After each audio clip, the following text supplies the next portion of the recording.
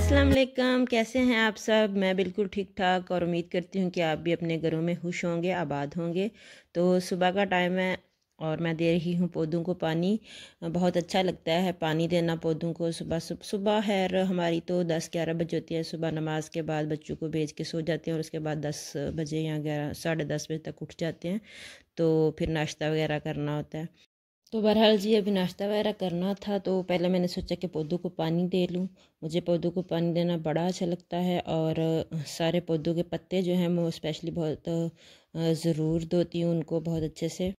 तो जैसा कि अब पतझड़ चल रहा है, पत्ते बहुत ज़्यादा गिर रहे हैं पौधों के। तो ये मनी प्लांट जो है इसके पत्ते भी येलो होके बहुत ज़्यादा गिर जाते हैं और पानी देने के दौरान भी काफ़ी सारे पत्ते जो है ना प्रेशर की मदद से जो सूखे हुए थे वो गिर गए हैं। अभी जो इसका मौसम आने वाला है इन्होंने सब्ज़ होना है बड़ा ज़बरदस्त सा करके। और ये बेल काफ़ी बड़ी हो चुकी है मेरी, एक ही साइड पे और एक दूसरी साइड पे पड़ी है। तो ये तकरीबन सर्दियों के सारा महीना इसकी ना ग्रोथ रुक गई थी, एक पत्ता भी नहीं निकला। और शुक्र है अब सर्दियाँ गई हैं और अब थोड़ी सी इनकी ग्रोथ जो है ना वो अच्छे से हो जाएगी। तो ये ऊपर मैंने आर्टिफिशियल लगाई हुई है जो इसको भी धो रही थी। और उसके बाद मैंने शीशों को भी अच्छे से वॉश कर दिया इसी तरह पानी गिरा के प्रेशर की मदद से। तो काफ़ी बाहर जो गराज में शीशे और खिड़कियाँ वगैरह होती हैं इन पे काफ़ी धूल वगैरह पड़ती रहती है। तो वो इस तरह से अगर प्रेशर से एक हफ्ते में या 2 हफ्ते बाद धो लिया जाए तो वो साफ़ हो जाती है। बहरहाल इसको धोने के बाद मैं अंदर अपनी हेल्पर के साथ बेड शीट्स वगैरह सही करवा रही थी और उसके बाद एक कमरे में और फिर दूसरे कमरे में। आज मेरी छोटी बेटी जो है वो स्कूल नहीं गई, वो घर ही है। तो उसको मैंने उठाया, साइड पे उठाया ताकि बेड शीट्स जो है ना वो अच्छे से सही हो जाएं। और रज़ाई को भी तैल लगा के इस तरह से ऊपर रख देती हूँ क्योंकि सर्दियों में ज़्यादा रज़ाइयाँ जो हैं ऊपर ही ली जाती हैं, इनको तैल लगा के साइडों पे नहीं रखा जाता, इसलिए इसकी तय ना मैं बेड के ऊपर ही लगा देती हूँ। तो बस जी उसे बुखार था इसलिए उसने कहा कि मैंने फिर लेटना है और मेरे ऊपर रज़ाई दे दें। और अब दूसरे कमरे में आ चुकी हैं, दूसरे कमरे की बेडशीट वगैरह सही करवा के फिर मैं नाश्ता बनाने चली जाती हूँ। अपनी हेल्पर के साथ लगी होती थोड़ा बहुत चीज़ें जो है ना वो सीधी करके रख देती हूँ और फिर वो खुद ही सारा काम कर लेती है। तो बहरहाल जी ये दोनों कमरों की बेडशीट्स जो हैं वो मैंने उसके साथ मिलके डलवा ली थी और उसके बाद वो खुद ही सारा मैनेज कर लेती है। बेडशीट्स मैं कभी ठीक करवाती हूँ उसे, कभी वो खुद ही कर लेती है। जब मेरा मतलब मूड हो या टाइम हो मेरे पास तो मैं करवा देती हूँ। तो ये जो मैट्रेस है ना ये स्प्रिंग वाला, तो ये बड़ी मुश्किल से उठाया जाता है तो उसको मेरी हेल्प की ज़रूरत पड़ती है। तो फिर मैं साथ मिल के हम दोनों जो है ना वो मैट्रेस को उठाते हैं और फिर बेडशीट्स बिछा देते हैं। बेडशीट्स जो है ना उनके कॉर्नर मैंने सिए हुए हैं तो बड़े अच्छे से वो फिट हो जाते हैं और बच्चे सारा दिन फलांगते भी रहें तो निकलते नहीं हैं। तो ये बड़ा इजी रहता है। इस तरह से आप अगर उसके कॉर्नर सी दे बेडशीट्स के तो वो अंदर तक घुस जाती है और फिर इतनी ईजी से निकलती नहीं है। जी नाश्ता वगैरह मैंने कर लिया है और बाहर मैं धूप में आके बैठ चुकी हूँ। ये देखें गराज जो है ना वो आपको मैं सारा अपना दिखा रही हूँ। धूप जो है आधी साइड पे आ चुकी है, आधी साइड पे भी छाँव है। तो सर्दियों में बस इंतज़ार होता है कि धूप कब आएगी और धूप में बैठेंगे। मैं तो बड़े शौक़ से धूप में बैठती हूँ। कुछ लोग हैं वो अंदर बिस्तर में ही रहना पसंद करते हैं, लेकिन धूप बड़ा मज़ा देती है जब सर्दियों में। और कपड़े वगैरह भी फैला दिए हैं धूप में और ख़ुद भी थोड़ी देर धूप में बैठने के बाद किचन में चलते हैं। तो किचन में मैं आ चुकी हूँ। मैंने यहाँ पे पकोड़े रख लिए हैं जी फ्राई होने के लिए। और ये पकोड़े किस चीज़ के हैं ये भी मैं आपके साथ शेयर करूँगी। ये देसी घी है जो इसके अंदर पैन के अंदर आपको नज़र आ रहा है, वो देसी घी है। और यहाँ पे मैंने दाल को भिगो दिया था सारी रात दूध में, कच्चे दूध में, चने की दाल को। और सुबह उसको पीस के उसके पकोड़े बनाए हैं देसी घी में। ये पंजीरी बनेगी, एक बड़ी स्पेशल सी पंजीरी होती है बड़ी मज़े की। आपने अगर ट्राई करनी है तो ज़रूर कीजिएगा। तो ये इस तरह से ग्राइंड करके हमने कच्चे दूध में 1 किलो चने की दाल को 3 किलो दूध में भिगो के रखा था और सुबह इसको मैंने पीस के इस तरह से इसके पकौड़े बना लिए हैं। तो मैं ये देखें जी पहले मैंने इसको चॉपर में डाला, चॉपर में ये पीस नहीं रही थी। फिर उसके बाद मैंने इसको डाला ये जो मिक्सी का जो छोटा जार होता है ना जिसमें मसाला वगैरह पीसते हैं, इसमें डाल के पीसा। तो ये ही पीसी गई है।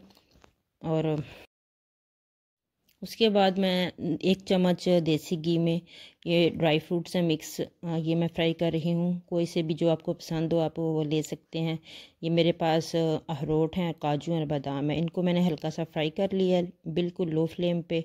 और उसके बाद मैं इसमें मज़ीद बादाम डालना चाह रही हूँ। अगर आप डालना चाहते हैं तो डालने, वरना रहने दें।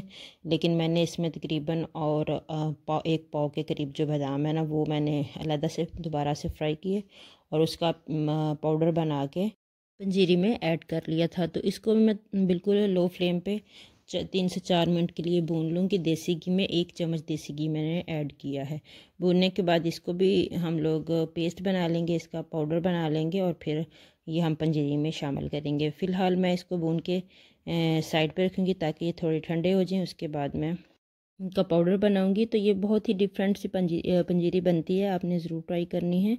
और यहाँ पे ये कुछ पकोड़े जो हैं वो मैं शैलो फ्राई कर रही हूँ। अगर आप डीप फ्राई नहीं करना चाहते, आप ज़्यादा देसी घी का इस्तेमाल नहीं करना चाहते, तो आप इस तरह से 2-3 चम्मच डाल के भी पकोड़े जो हैं वो फ्राई करके ये सारी पंजीरी जो है वो बना सकते हैं।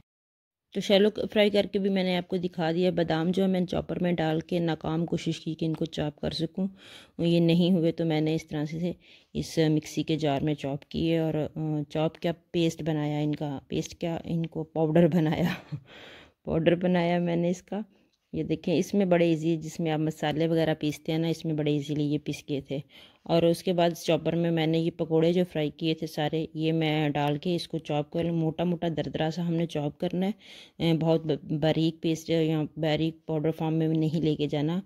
तो मैं ये सारे जो पकोड़े हैं इनको चॉप कर लूँगी और उसके बाद हम तकरीबन ये आलमोस्ट रेडी होगी। लेकिन थोड़ा सा प्रोसेस अभी करना है, वो भी मैं आपके साथ शेयर करूँगी। बहुत ज़्यादा डिटेल में मैं आपको नहीं बता रही, इसकी रेसिपी मैं अपने दूसरे चैनल पे अपलोड करूँगी बिल्कुल डिटेल से। अगर आप चाहें तो वो भी आप देख सकते हैं। अंबर किचन सीक्रेट्स मेरे दूसरे चैनल का नाम है, तो आप चाहें तो उधर भी जाके विज़िट कर सकते हैं। वहाँ पर मैंने मुकम्मल रेसिपीज़ जो हैं वो अपलोड की होती हैं, तो आप उसका भी विज़िट कर सकते हैं। तो ये सारे पकोड़े जो हैं वो मैं चॉप कर लूँगी और इस तरह से ये देखें बिल्कुल बुरबरी सी दाल जो है वो रेडी हो चुकी है हमारी, एक प्रोसेस से गुज़र के। अब हम नेक्स्ट प्रोसेस की तरफ जाते हैं। ये बर्तन छोटा है तो मैं बड़ा खुला बर्तन लूँगी, लेकिन साथ साथ मेरी चाय पक चुकी है।